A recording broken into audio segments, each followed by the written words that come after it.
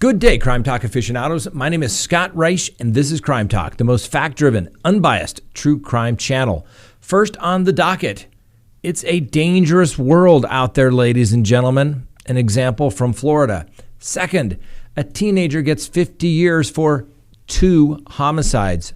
Third, the FBI is involved in the investigation of a missing woman in the United States Virgin Islands. Fourth, the Boulder shooter. Mental health issues or some other motive. Fifth, another crime witnessed on Zoom. Sixth, someone had their hand in the Girl Scout cookie jar. An update on a case that we've covered. And finally, our dumb criminal contestant of the day. Let's talk about it.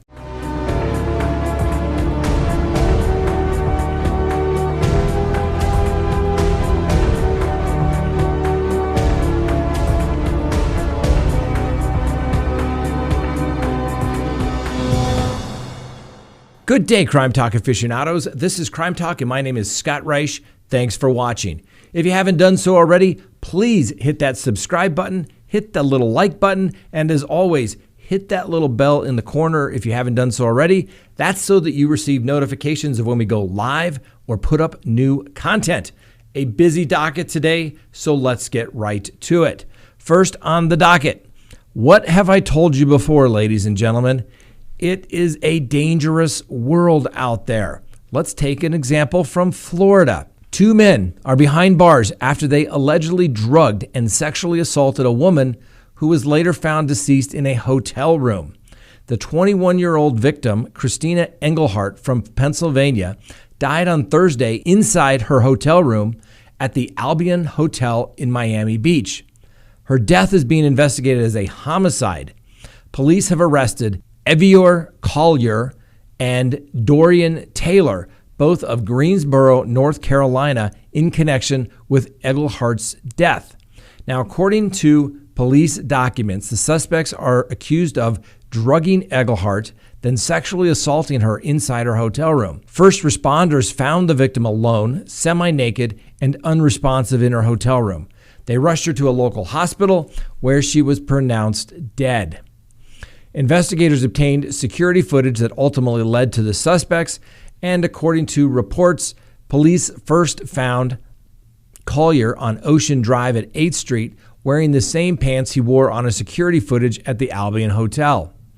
Collier reportedly admitted to investigators that he met this girl at a restaurant, and then the suspect said he later walked down Ocean Drive with Taylor and the victim and saw Taylor give Engelhardt a green pill. During a Monday morning bond hearing, Miami Beach detective Luis Alcine told the court that Collier thought the pill may have been a Percocet. The detective added that Collier confessed he walked to the victim's hotel room with Taylor with the intention of having sex with her.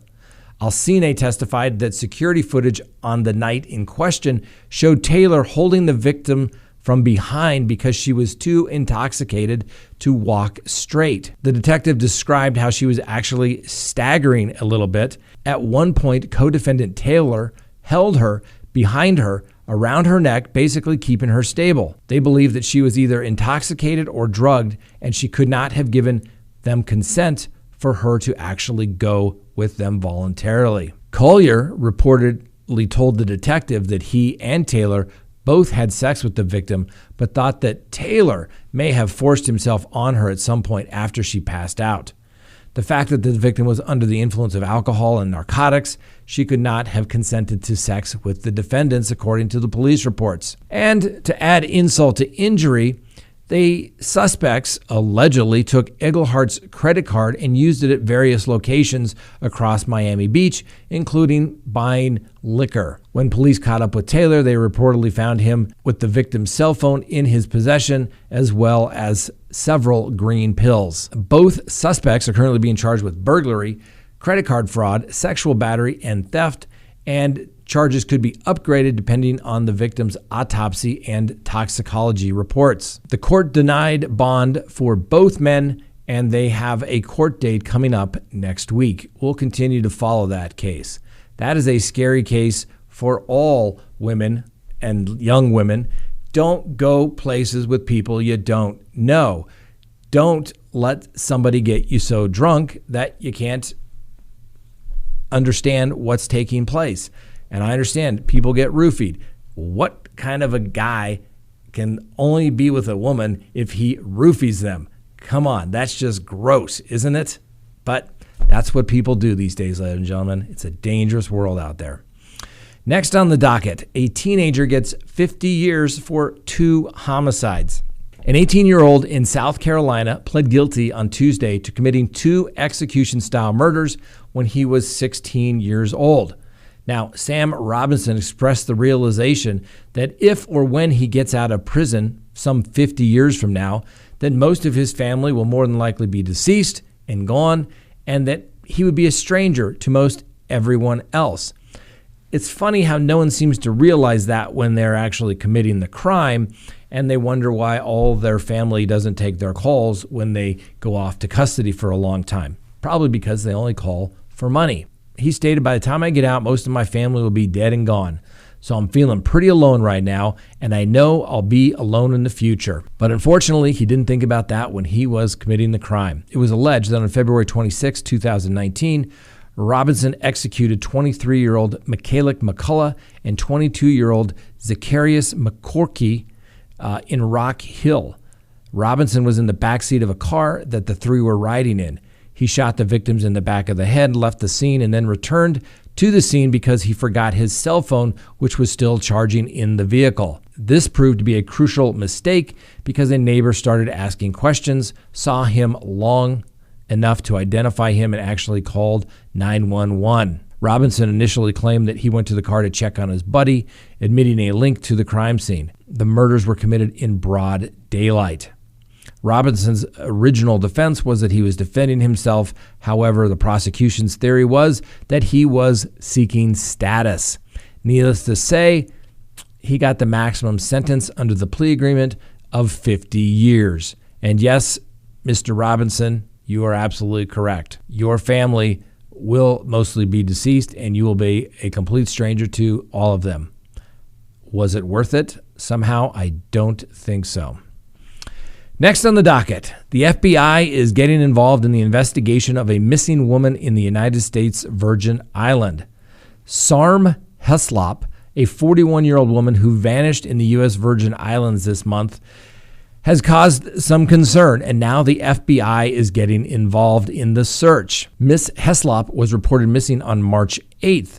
Heslop's boyfriend, Ryan Bain, told investigators that he and Heslop had gone to sleep at about 10 p.m. on March 7th on his catamaran. He discovered she was missing after he was awakened by the sound of a yacht's anchor alarm. The United States Virgin Island Police have indicated now that they are working with the FBI for the search of the missing woman. The United States Virgin Island Police have had some scrutiny of their investigation so far because they've never actually searched Bain's vessel.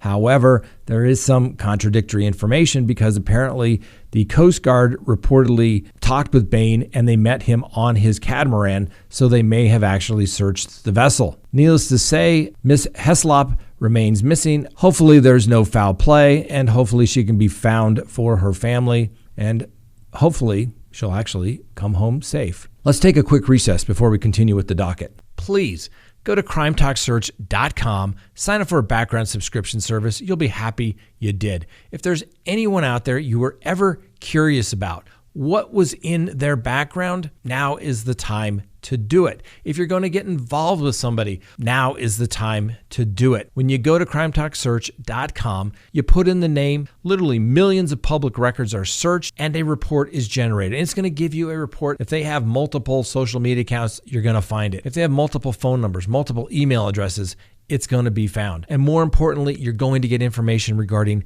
criminal history. Hopefully the person you're searching has none whatsoever. But if it's there, it's going to be found. You're going to get everything you'd want to know, whether you're going into business or whether you're going into a personal relationship. You're going to be able to find out the information you want to know. So go to CrimeTalkSearch.com, sign up today. You'll be happy you did. All right, next on the docket, the Boulder shooter. Yesterday, we reported to you that the suspect, Ahmad Al-Ali Alissa, was charged with 10 counts of first-degree murder over a shooting at an Area King superstore just down the street here near Boulder, Colorado. According to the brother, Alyssa reportedly suffered from mental health issues. In fact, he was quite concerned and paranoid that he was being followed. Well, it turns out he may have been being followed, that is, by the FBI. Apparently, they were, in fact, watching him and didn't see any issues until perhaps he went to a Boulder store and shot and killed 10 people. We're also finding out that he is apparently very pro-ISIS. He hated Donald Trump and was becoming more and more devout Muslim. Certainly nothing wrong with that. You just can't go kill people for that reason. We're obviously going to have to wait for more information to come out as this story develops to see really what the truth is, but that's the information that was coming from his Facebook account. Now, we can't go back and see his Facebook account because Facebook took it down, but I'm sure the authorities have that in their possession, or at least the digital record of it by now. We'll continue to follow the story. Absolute senseless tragedy, that's for sure. Next on the docket, another crime witnessed on Zoom. Remember when the great pandemic started? People were being assaulted, murdered on Zoom calls because people didn't realize that they were on Zoom. Well, there was another incident that occurred just this week. The victim's name has not been released as of yet, but she was on a work call with a work colleague.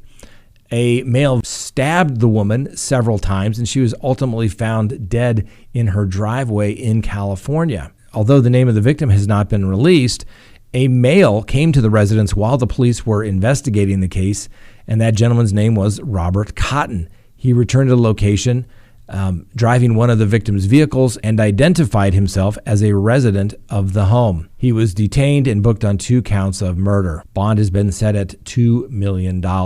Next on the docket, somebody had their hand in the Girl Scout cookie jar. That's right, a Girl Scout troop leader in Ohio has been indicted after she got caught with her hand in the cookie jar. Jill Gauthier, 49, is accused of stealing $12,500 from Girl Scout cookie sales and event fees. Parents turned the troop leader in after they became concerned about how she was using the money. Officials said Gauthier was the only person who had access to the troop funds, and it turns out that the woman was accused of depositing cookie money and event fees collected into her own personal account. Not a smart move at all, Ms. Gauthier. Needless to say, Ms. Gauthier is given the presumption of innocence, but what kind of a human being steals from little Girl Scouts? Let me know what kind of person you would describe that to be in the comments below. Next, a quick update on our dumb criminal contestant that's still in custody. That's right. Do you remember this case that we brought you a couple months ago? Cedric Moore, he was a contestant for a dumb criminal contestant. He was on videotape attacking a young man who was simply on a street corner dancing for no apparent reason. And Mr. Cedric Moore has remained in custody because his bond was set at $50,000 cash only. Well, he filed a motion to have his bond reduced. As you can see, this is a common theme. When people are in custody, they just want to get out, and not focus on what needs to be done, which is resolving the case. But that's what they do. Needless to say, the court has denied Cedric's bond reduction and basically told him, you are a dangerous person, you're a danger to the community, and not on my watch. Finally, a judge that actually gets it. And finally, our dumb criminal contestant of the day.